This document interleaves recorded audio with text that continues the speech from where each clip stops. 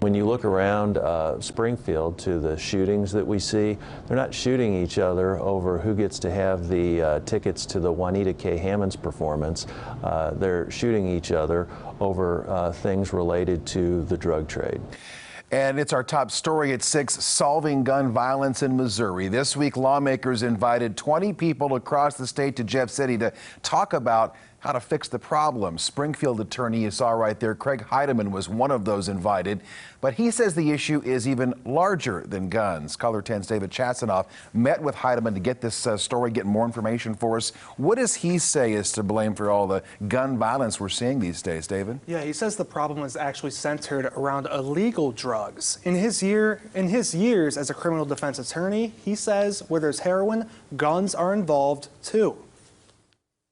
A gentleman by the name of Mr. Perez shot and killed 3 people in Springfield over a perceived drug deal gone bad. Heidemann believes cases like this one are an example of how drugs and gun violence are connected. We've defended federal heroin prosecutions, and you get access to the discovery in the case, and you see the dots on the map where the heroin's being stored at and where the heroin's being sold at. You'd be hard-pressed to find a location on the north or south side of Springfield where there's not some connection to the heroin trade. In the heroin trade, Heidemann says it's a given that guns are involved. Black market drug dealers have to protect their own product and have to protect their own cash. Which is why he believes gun violence and the drug trade are linked. While 90% of the drug dealers may not ever use their guns, whenever you mix guns and crime, bad things are going to happen. With his claim, Heidemann offers 2 possible solutions. Number 1, we just quit enforcing our drug laws, so we make it so that the folks that have the drugs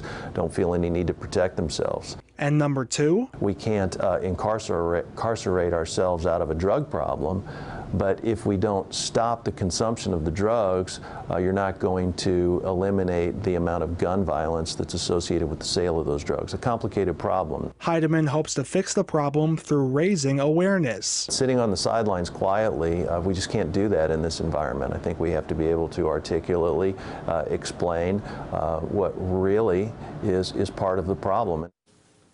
Now, I asked Heidemann how we can get drugs off the streets. He believes if more people were in a good financial situation, they would not be selling illegal drugs in the first place.